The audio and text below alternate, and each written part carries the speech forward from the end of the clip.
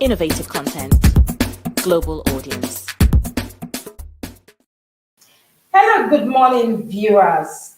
Is getting angry healthy? You will want to ask that question when you see people get really angry. The answer is yes, it is very healthy to get angry. But how do you react to these actions? To feel angry is not the issue, but the way you react when you are angry. The way you express and deal with it is the issue. And that is what leads to problems at the end of the day. When anger is expressed in a negative way, it can come out as being very aggressive by becoming violent and even a threat to others. Unresolved anger issues can lead to anxiety, which can have a long term effect on your life. And that is why on the show today, our health, we bring you the topic, a very interesting topic, anger management. Now, how do you deal with anger? Your emotional well being is what matters to us. And you know, like that saying, health is wealth. And so on this show on our health, we bring you issues regarding your health, my health, our health in general. I am Princess Kessy, and I'm reaching you live from our SRO TV studio here in London. Of course, I have on the show with me today. I am not a professional. You want to ask. The goal of anger management is to reduce both your emotional feelings and every other way you respond when you are angry. But of course, I am not a professional, like I said. How can we manage this anger? On that note, I have with me today a professional. He is a medical doctor and he's a professional of health and wellness. On this kind of issues, I didn't think of any other person but our very, very Dr. Osas. Of course, it's good when it comes to issues like this. He is the CEO of WINBOX Center. He is a medical doctor, like I said, and a psychologist, management consultant, also the executive coach, mental performance trainer, and behavior therapist, transformational speaker, and mental wellness. Also, health advocate with professional experience for over a decade now. Now, he's no other than our very, very DEJI OSASONA, Dr. Osas. Good morning, sir. Good morning, Kessy. Thank you for having me today. You're welcome to the show. How are you doing today? Great and grateful. And how are you doing too? I'm fine, thank you. Very well, thank you. Yes, so let's get to business. We live in a society when anger has become the order of the day. You see people, very little issues, they are just angry, they snap really, really quick, and you're wondering, what is wrong with this one? Now, let's talk about anger. Is being angry healthy in the first place? Okay, you will permit me to just quickly extend some greetings to the team behind this TV show and also to our viewers all over the world. Thank you all for joining in. And also, you permit me to also take the opportunity to say that anger has become a very, very crucial issue all over the world. And I will explain why. And I will also say a statement actually in response to your question. So there's a lot of suppressed or internalized anger all over the world. Nigeria, where I am presently, there's a lot of internalized or suppressed or repressed anger. Some stemming from election disappointments or unmet expectations, inflation, hiking for a price and what have you.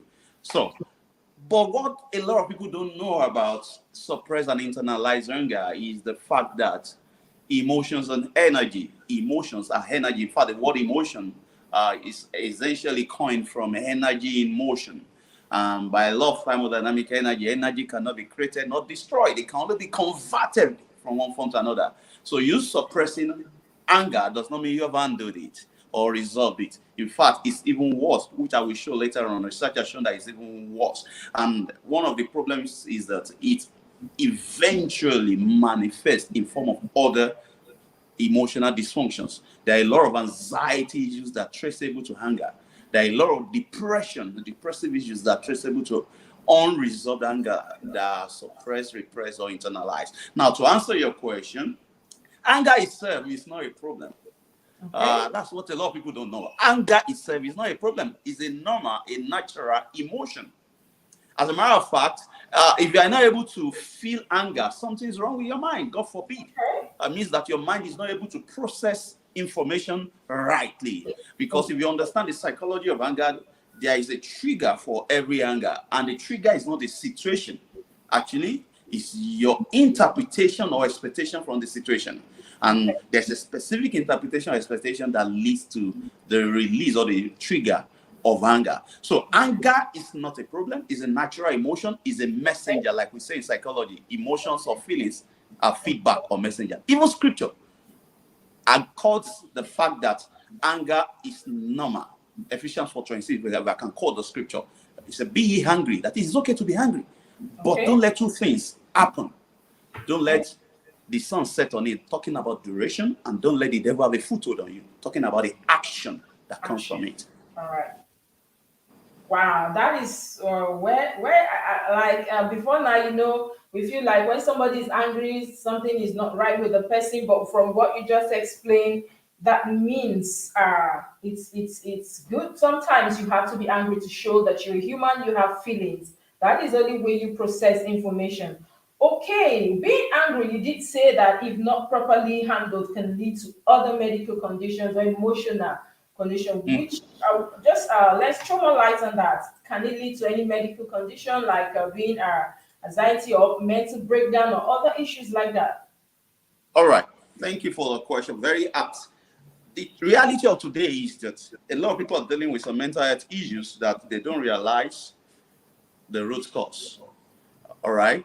To create a balance, while I said every feeling is a feedback, a messenger, feelings are normal. In fact, it's a testament to the fact that your mind is able to process information. Okay. However, if you are unusually angry, you're chronically angry, you're perpetually angry, you might want to assess yourself with an expert to rule out other mental health conditions, because there are some types of anger disorders that are actually mental health issues, not normal.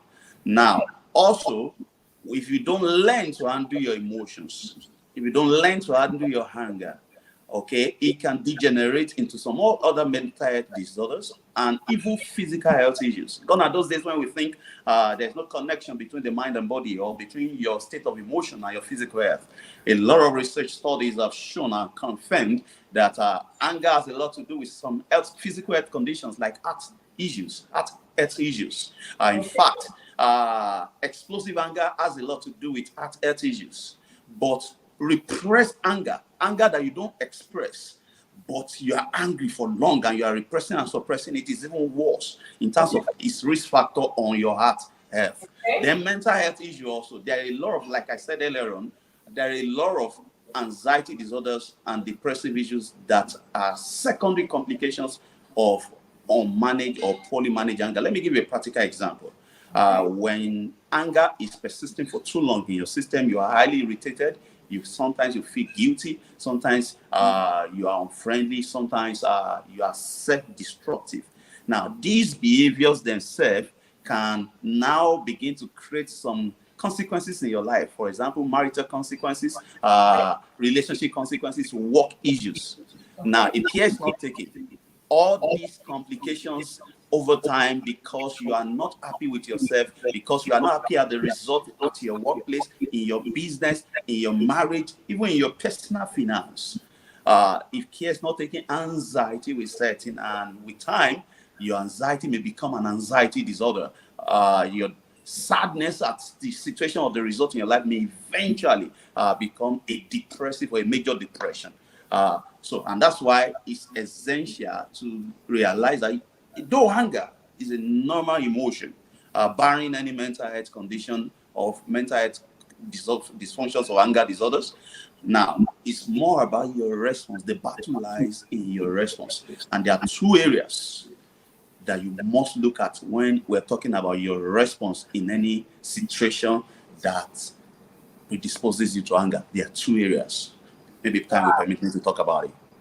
Just go ahead, because this is why we're here. Like I did say, I call you a spiritual doctor. There are some of these things we don't get to feel in your body. People see you and they think you're well, you're okay, and deep down inside, you're not fine at all. And that is why we're here today, doctor. So I want you to throw more light on that when you talk about anger, depression, anxiety, and of course, mental breakdown. At what stage do we have to be worried about someone, especially when it comes to excessive anger issues?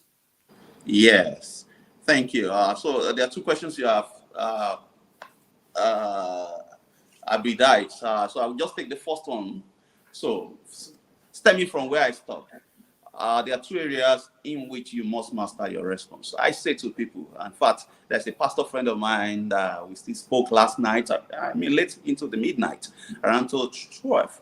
And, the situation in Nigeria presently, a lot of people are really, really going through economic hardship, and families are, in fact, some families are in disarray.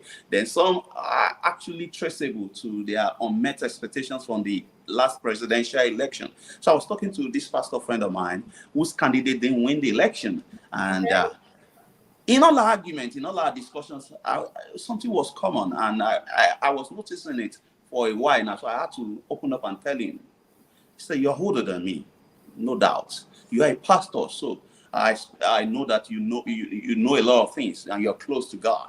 But if I don't tell you this, then I'm not a good friend. I've observed that you are allowing your anger at the last election and perhaps anger at the challenges, the economic challenges in Nigeria, to hijack your response to life." And I listed examples of what I've observed in the kind of WhatsApp posts he's posting, the kind of WhatsApp posts he's forwarding. And I said, I will almost say 100%, I'm sure that it's already manifesting in your marriage, your finances, and your health. And I said, it's less about the situation. Your anger is actually less about the situation. List all the situations you're angry at. The economic hardship, the unmet expectations at the last presidential election. Emotions you experience essentially are less about the situation, the challenging situation you are facing or you are faced, but they are more about how you are responding to those situations. No challenging situation actually has the capacity to trigger the release of any feelings in you. Feelings are essentially chemicals circulating in your system. Feelings are essentially chemicals circulating in your system, and they have specific triggers. I developed a model a couple of years ago while facilitating a training for a company, and I needed them to understand it in practical terms. I call it the TIA model. The TIA model to understand or unearth what emotion is all about, because this is an area that a lot of people don't really understand and they struggle with it. You will see a 60-something-year-old man or woman, very educated, PhD professor, but having emotional issues that are nosediving or degrading into mental health issues. So TIA essentially means trigger, impact, action. Trigger, impact, action. If a situation happens that predisposes you to getting angry, for example, an insult, for example, the economic hardship all over the world, for example, unmet expectations about the election in Nigeria, for example, a bad news or a saddening news, wherever the situation, even at the workplace, a nagging boss, or in your home, a troublesome spouse, wherever the situation, that situation is not a trigger, it's just a stressor. That is, has a potential to cascade the stress reactions in you, but it's not the trigger that will cause the release of those biochemicals, those stress hormones, those stress-related neurotransmitters. All right? The trigger of your anger feeling is not that challenging situation. It is the T of the TIA model, the trigger. And what is the trigger? That is something that can cause the release of something. What is the trigger? It is the way you are interpreting that situation or expecting from it. Essentially, your sense of purpose about that situation and the outcome. So, if 3 people are in a traffic situation, a road traffic situation, terrible situation, let's say the journey was meant to take 30 minutes, but it's now lasting about 2 hours due to very terrible traffic. It's possible that 3 people will be in the same traffic. One will be very angry at himself, angry at his spouse that delayed him before leaving the house, angry at his car, angry at everybody on the road. Mr. A, Mr. B may just be indifferent, and Mr. C may even be excited. And this actually happened to me, Kessy.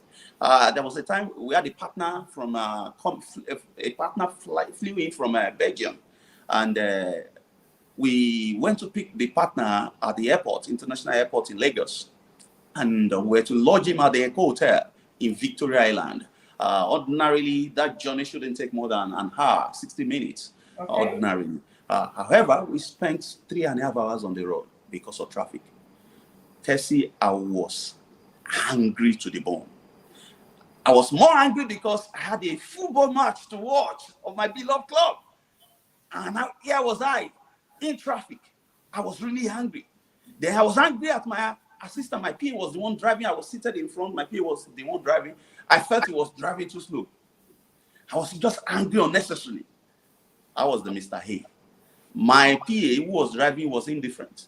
Perhaps because he was used to being in traffic. I wasn't used to it. I've not been used to be in traffic. I avoid traffic as much as possible. My office to my house, 5-10 minutes. But he is a regular thing on a daily basis. He faced traffic as of then. Now, it was indifferent, Mr. B. Then Mr. C, the partner that flew in from Belgium. This guy from the international airport, when we picked him up, through the traffic, the guy was happy, asking questions, excited, with his camera, taking pictures of different scenes. And I was feeling like, I couldn't tell him, I was just feeling like, what's wrong with this? Same situation, 3 different experiences. Wow. Because the trigger is not the situation. It is your response through the way you are interpreting that situation and expecting from it. And the secret is this, the magic is this. If you can catch this magic, you are on your way to mastering anger. Not even about managing anger, now mastering anger, being able to deploy anger to your benefit, because it's actually a messenger. A messenger should not be stronger than the boss. Now, the situation is a stressor, but it's not the trigger. It's your interpretation or your expectation. Now, there are specific interpretation or expectation that causes the release of anger chemicals into your system. Now, I was going to ask you, so thank God you brought that in. I was going to ask, you talked about the normal anger and the excessive anger, which is not something we should look at for. Now, what is the root causes of this anger? When somebody is just angry, not anything happened and it keeps reoccurring now, what are the root causes of this kind of issues? Okay, so there are different forms of anger disorder. Now we start with the normal one and pathologic anger. When I say pathologic anger, just regard it as abnormal anger. There is normal anger. I mean, if someone insults you, it's normal to be angry. That is the true. anger is not the problem. Remember, is your response to the problem. So that's normal anger. Normal anger means anger that you felt as the result of interpreting a situation in a particular way. And remember, I said it's not the situation that's really the cause of your anger. It's actually your interpretation or expectation from it. And the interpretation specifically is whenever you interpret a challenging situation, it could be a scenario, it could be a situation, it could be a statement, it could be a site, it could be a task. Once you interpret it as a block to your goal, once you interpret anything as a block to your goal, or you're expecting a block to your goal, the biochemical of anger, or what we call the electrochemical of anger, will be released into your system. And it won't stop being pumped into your system as long as the interpretation is still there.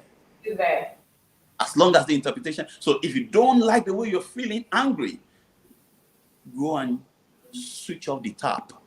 That is, go and change your interpretation, your cognitive experience. That is the way you are interpreting the situation or what you are expecting from it. You change the interpretation, you start clearing the chemical from your system. And yes, every situation's interpretation can be changed, because there's no situation in life that has one meaning.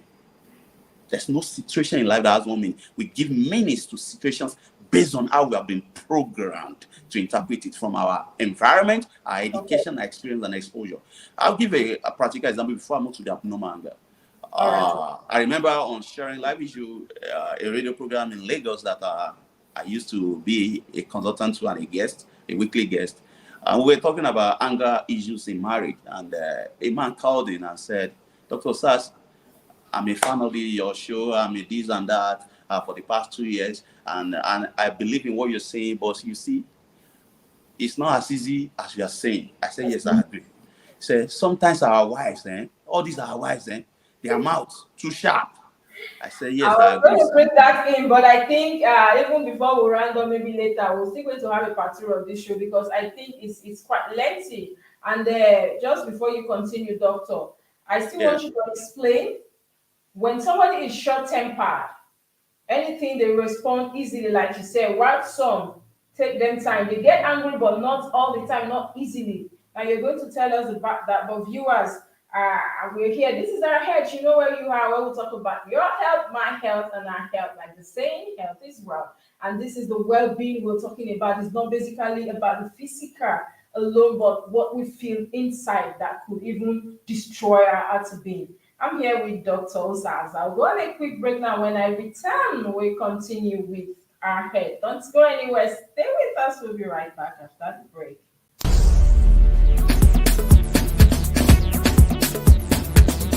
SRTV.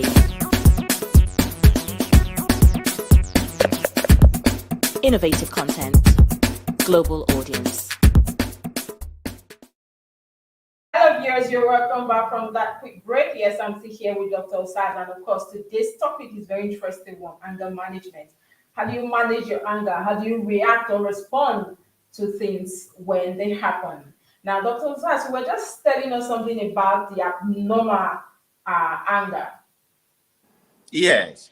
So I don't know if I should just quickly wrap up the scenario I was Go describing. ahead, go ahead, go ahead. So, Yes, that's why we're here. the We man learn that everything. called in on the radio show, so he explained. So I asked him to explain, okay, what exactly has your wife been doing to you that you believe is the cause of the anger? Because he was just trying to argue that it's not my interpretation, it's the situation she is experiencing at home. His wife said, according to him, his wife's mouth has no regulator. So I said to him, give me examples of things that your wife has said to you. And what was your response? So he gave the first example, a statement. I don't want to say it on this platform. Okay. And he said he was so angry that he unfortunately slapped her. So I said, okay, fantastic. Let's use that statement. I said, your wife said this, right? You were angry, fine. And you responded violently by slapping her. He said, yes, but I regretted it all. Well, that's what I did. That's how he responded. I said, okay, let's take that statement. Let another woman, specifically now, an AK-47 carrying mobile police woman, all that same statement at you, that same insulting statement. Oh, yes. I said, will you feel anger? AK-47 carrying mobile police woman. Because, this part of the world, a woman must not say certain things to a man, especially a man that feels he's superior to you. Superior. So I said, so another woman now, who is younger than you, but an AK-47 carrying mobile police woman, all the same statement, insulting statement at you. I asked him, will you feel angry? He said, yes, I will feel angry. I said, but will you slap her? You slap. The man responded, I chop winch in pidgin. He said, meaning that my head is crazy. That is, am I mad? I said, why? Why won't you slap her? But you are angry, you feel the anger. He said, because AK-47, this like now one bullet we live, we all live. He said it somehow like that in pidgin, that he doesn't want to die. I said to him, if the same statements from your wife could make you, in accordance with your claim, could make you slap her, but the same statements from an AK-47 carrying mobile police woman will not make you slap her, then it's not the statement that is an issue. It's your interpretation and the action you take from it. So I said, for your wife, you interpreted it as that insulting statement is a block to your goal of being respected because you are superior to her. But in the hands of a mobile police woman carrying AK-47, that insulting statement, even though you interpreted it as a block to your goal of being respected, but you chose your action despite your feeling. You chose your action despite your feeling. So I said to him, it's not the situation, it's more about your response, which is about your interpretation of the situation and the action you take. And the action is largely within your control. We may not be able to control all situations happening to us, but we largely have control over our response, interpretation, and action. However, in some abnormal anger, what we call anger disorders, and there are different types of anger disorder. For example, we have what we call intermittent explosive disorder. There is another one that we call oppositional deviant disorder, or the one we call disruptive mood dysregulation disorder. There are a lot of them. In fact, even some mood disorders like bipolar affective disorder, or even some personality disorders like borderline personality disorders. Now, all these are mental health disorders, all right, that you cannot diagnose by yourself. You require a physician or a clinical psychologist or a psychiatrist to diagnose for you based on the DSM-5 classification, which is the standard way of diagnosing mental health issues. But also something must lead to that. You must have observed, or people around must have observed that there is something that is not right about you for us to know. Yes, there are ways. Okay. Yeah, there are ways you can now know that, okay, oh boy, okay, this is getting out of hands. Okay. This is not just normal again. And I will tell you how you can spot that, or you can spot it in a fellow or a sibling or a spouse or a colleague, so that you can support appropriately. And I will tell you how to support using the WHO standard, all right, the World Health Organization standard, when there is pervasive and chronic anger, in which, that's number one, pervasive, persistent, and chronic anger, in which the person loses control over his or her action. Okay. That's one. Number two, is beginning to affect every area of life of that person, relationship, work, even personal finance, and what have you. Number two. Number three is beginning to degenerate into a other mental disorder for that person. Okay. Number three, there is more than one or two occasions of violence that led to self-destructive tendencies or destruction on properties or others. Okay. Then lastly, if it's beginning to cause some physical health issues for you, and yet with the obvious physical health issues, like your heart health issue, your doctor has shown you your result, your ECG or your blood pressure, and yet you cannot do anything. You desire to do something about it, but it seems as if it's not something you can do something about. You may need to see a professional to assess you properly, to identify if there's a root cause of a mental disorder behind it, so that you can go through the appropriate psychotherapy. But in any case, even if it's the normal anger can get excessive just because you have not taken time to master or learn how to manage anger. And it may be due to some trauma. Some people is actually even due to trauma. So anger is a secondary issue. The trauma is the primary issue. Such a person may need to seek psychotherapy help, such as they trace the trauma, help them resolve the trauma, then equip them with skills to master or manage the anger appropriately. Wow. Well said. Like, people just get angry and you think, okay, it's a normal thing. But as you said, there's quite a lot more to it than meet the eye. Sometimes when people get angry, like I know somebody, that is why I asked that question, that she's very short-tempered. Like she reacts, she snaps at everything. So, but from what you just said, there could be something behind it. Who knows? Anyway, yes, let me quickly say this, Kessy. This reminds me of the one I experienced 2 weeks ago. I had a couple coming, and 2-3 weeks ago, and after listening to them, after they demonstrated all their anger episodes in my office in Lekki Phase 1 Lagos, and I asked a couple of questions, and the question led me to probe further. So the man, both of them had issues. The man obviously had an undiagnosed bipolar affective disorder, a mental health disorder. So when it swings to the maniac phase, anger, explosive tendencies ensue. But for the wife, I also had her own issue.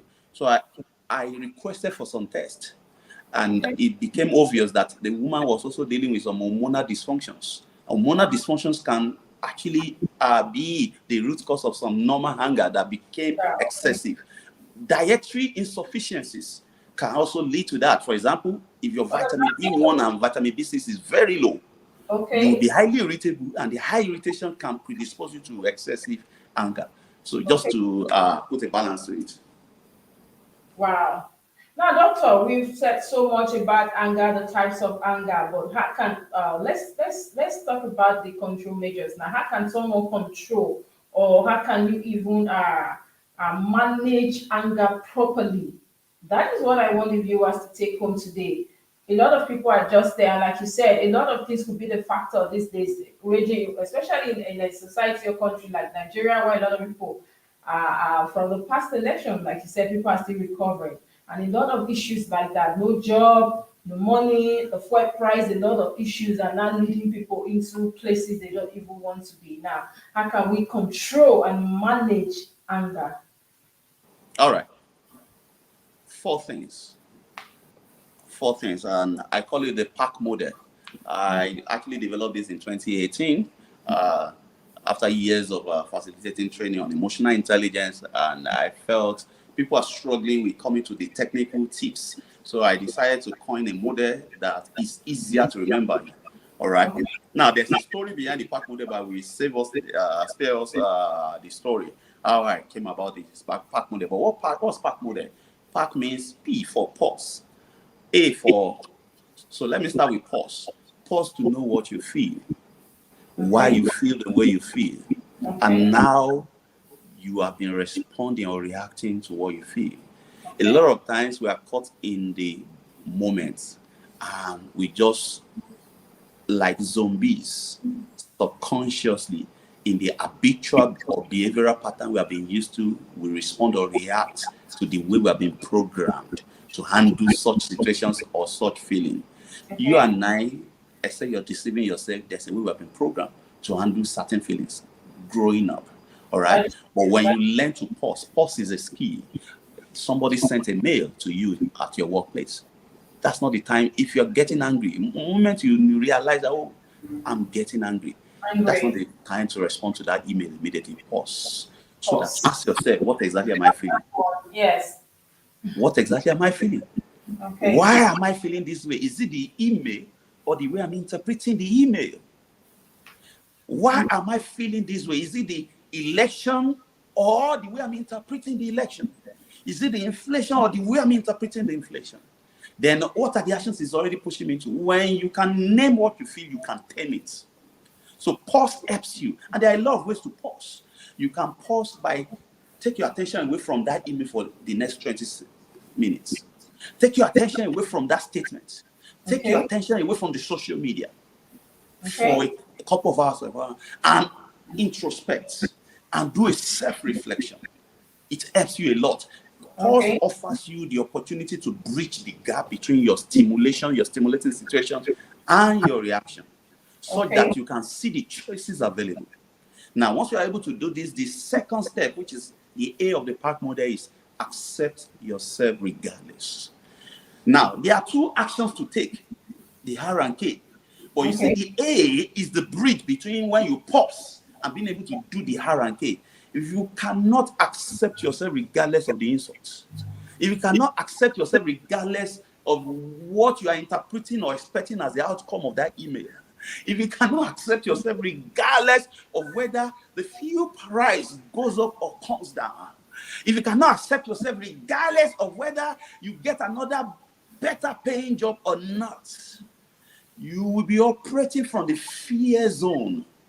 So in psychology, oftentimes if you ask someone what's the opposite of love, they will easily say hatred or something like that. But really, in the electromagnetic So we, the wavelength lay- of emotions, so we the layman is opposite is hatred. yes. But the truth is that in the electromagnetic wavelength, if you analyze the energies of emotions, fear is actually the opposite of love. Wow. And it's also scripturally backed. It's also scripturally backed. I don't know, a lot of people, for the Christians, you will have read in 1 John chapter 4, verse 18. So there's no fear in love. Perfect love casts out all fear. That is, when you are operating in the love zone, it's impossible to be in the fear zone. But once you step into the fear zone, you step out of the love zone. And if you are in the fear zone for love, fear will birth anger, fear will birth anxiety, fear will birth all manners of destructive emotion. But the moment you can get yourself to return back to the love zone, perfect love cast out all fear. All right. The same thing with the psychology or the energy psychology of emotion, of anger. All right. Fear is triggering a lot of anger. Fear of whether fuel price will keep rising and I will not be able to take care of my family. Then, unfortunately, the man of the house is getting angry unnecessarily and transferring aggression to the children and the wife until he deals with the fear and returns back to the love zone by accepting himself regardless. That's why the Latin word for love is agape, which means accepting regardless. Accept yourself regardless of the situation you are in, knowing that life is not happening against you, life is happening for you. And that's why I always use this scenario to describe it. When you were born, you and I, we were born with only two fears: fear of sudden fall and fear of sudden loud noise. Now, in medical practice, we test this. We call one moral reflex. A newborn baby, you suddenly make a sudden loud noise at the back of the baby. It could be through rubbing or whatever. And the baby, we do like this. All right? That's called status reflex. That's fear of sudden loud noise. Now, if you carry the baby up, especially if you want to stimulate the baby to cry, and you do something like as if you want to drop the baby, fear of sudden fall, the baby will extend. That's called moral reflex. Now, these two must be present. If they are not present, a doctor or the matron will call for more investigation into the brain of that child because some conditions could have affected the brain and stop the reflex. Now, these two fears are the only two fears we are born with, and we even learned these two fears in our mother's womb while we are in the amniotic fluid in the womb, in the uterus. We learned to fear fall. We learned to fear loud noise. Meaning that you and I were not created or designed by God with any form of fear. We were designed by God to accept ourselves regardless. And that is why you were born with only these two fears that you learned in the womb. Have you ever seen any newborn baby immediately they gave birth to the baby is covering his or her private area because he has learned to fear nakedness? No baby. They don't fear nakedness. In fact, a 6-month-old baby, if you do what we call juju calabar in Nigeria, or you carry a snake close to a 6-month-old baby, the baby most likely will start crying because he has learned to fear snake. But a newborn baby, bring snake close, bring a knife close to the eyeball, there won't be response because he has not learned to fear that. So what I'm saying to you, anybody listening to me today, is that you are designed by God to operate in a state of accepting yourself regardless of what is happening to you. You are not designed or created with any fear. Any fear you are experiencing that is a primary root cause of your anger is actually learned. And if it's learned, it can be unlearned. If you can learn to return back to accepting yourself regardless of your situation.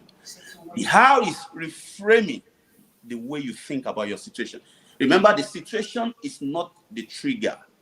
The interpretation of the situation or your expectation from it is actually the trigger. All right? And I said there's no situation in life that has one meaning. We give meanings to situations based on our mental filters, how we have been programmed to interpret or expect that situation.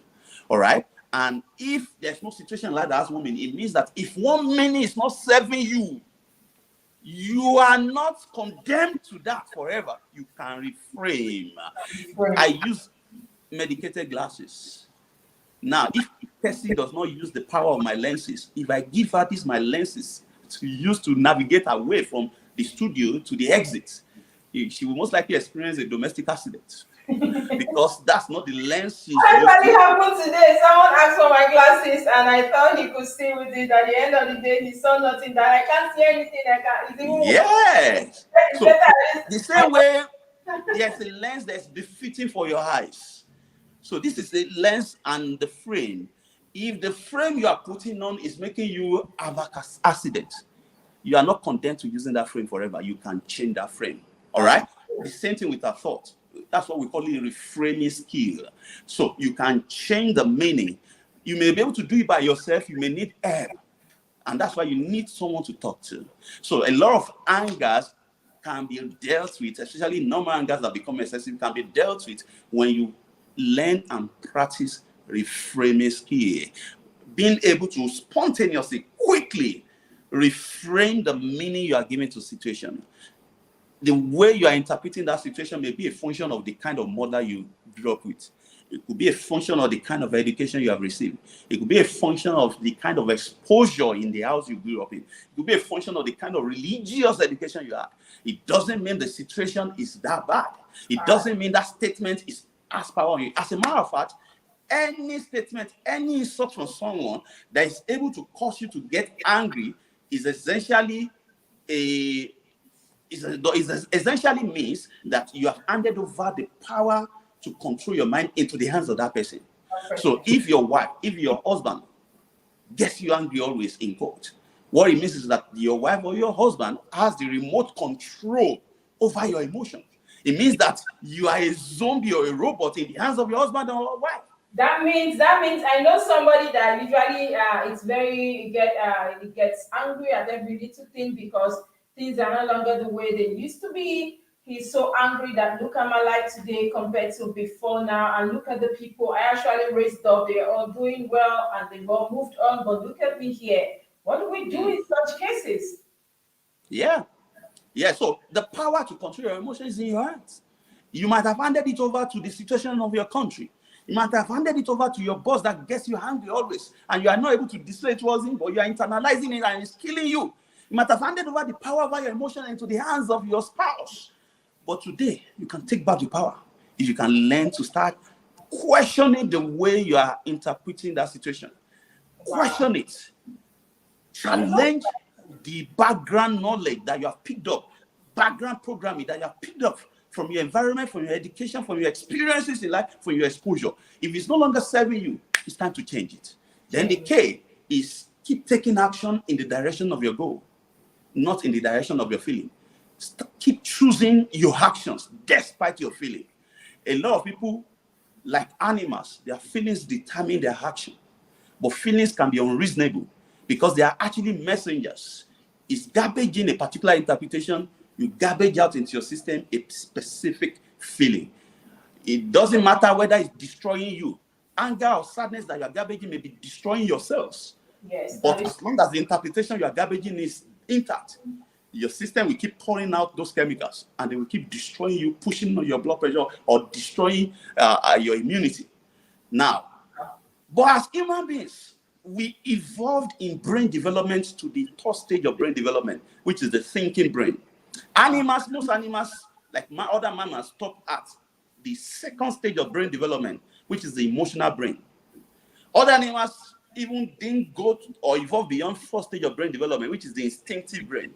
But we human beings, God gave us that opportunity to evolve to the third stage of brain development, which is our thinking brain, the part of our brain that helps us to analyze and to make better decisions and solve problems, so that we don't just operate from our emotional brain, the second stage of brain development, emotionally reacting to life. All right. So because you got to the thinking brain stage of development, you can learn to choose your action despite your feeling if you know how to equip yourself with certain skills. One of it is what we call breathing realization technique. You must learn to be in charge of your breathing. Breath is life. When you're hungry or anxious, when you're angry or when you're in that mood, the way you breathe, you learn to breathe. Okay, that is why they say, okay, breathe out. Breathe out when you're angry. Just calm your nerves down. Okay, I understand. Fantastic. The truth is this: your mind and body are connected. When your breathing is getting shallow and fast, your mind can easily sink into anger or anxiety. Okay. But when you are able to learn to slow down your breathing and deepen your breathing, it will be difficult for anger or anxiety to persist. Unfortunately, most people with the hustle and bustle of life, we've been programmed to do more of shallow and fast breathing. Wow. And that's why a lot of people are prone to anger also and prone to anxiety. We must learn to slow down. And that's why at the backstage for musicians, for speakers, when they are dealing with anxiety, they take them to what we call breathing relaxation technique, which some use 4x7x4 mechanism that helps them to slow down their breathing and deepen the depth of their breathing. So breathing relaxation techniques. To some others, is cognitive therapy. You may need to go and learn cognitive restructuring skills, all right, to restructure the way you're thinking about your situation. Some people, it's exercise. energy cannot be created nor destroyed. It can only be converted. If you're piling up anger in your system, go and burn it out in a gym. You can't afford a gym. You have roads to run on. You can go and swim. You can go and exercise. Convert that energy. To something And there are a else. lot of other actions to take. All right. Okay. But because of time, there are other actions to take. Wow. All right. You said quite a lot. Like I did mention, we might just have a second episode of this very topic because it's quite interesting, doctor. But just quickly, is there medications to anger, like apart from the therapy we need to take, the exercises, the work, the breathing, therapy, and all that? Is there anything like medication to suppress anger, anxiety, and depression? So, if it's due to some coexisting or underlying mental health condition like bipolar affective disorder, like borderline personality disorder, there are a couple of other conditions, all right? Yes. Like the spectrum disorders and what have you. Yes. In fact, like anxiety disorders and depressive disorders, there are medications that can help, all right? But anger itself requires no medication. Okay. Psychotherapy and coaching can take care of it. But if it's a pathologic one due to a coexisting or underlying mental health conditions, when they assess you, if it requires psychotherapy alone, psychotherapy will be it. But if it requires combination therapy, psychotherapy with medication, your physician will prescribe. But don't self-prescribe. Yes, that is correct. Well, thank you so much for being on the show today. It's been quite an amazing topic, and of course, interesting talking to you this morning, Doctor. You said you've done justice to this topic. Anyway, I didn't expect less from you. Thank you so much, Dr. Zas, for coming on our show this morning. We do hope to have you again next time. We really do appreciate your time. Thank you for having me. Yes, to have a nice day. Yes, viewers, it will be a good place to wrap up the show this morning. We'll be discussing on anger management. You know how it is. We live in a society where people are just angry, people are not happy, people are not even at peace with themselves. I think this will be the best show for you to watch today. Anyway, I was on the show earlier with Dr. Osas, the CEO of WINBOX Center. He is a medical doctor, management consultant, executive coach, mentor, performance trainer, behavior therapist, and transformational speaker, and mental health advocate with professional experience for over a decade. So you understand. Anyway, this is our health, and do well to take care of your head. Now, I leave you with the word that says your body is the only place you have to live in. Whether physical, whether inside, emotional, whatever, it's the only place you have to dwell in as long as you live. So this is the reason for you to take good care of your health. Now, until I come your way again next week with another interesting topic on our health. Stay healthy and stay hydrated. Bye.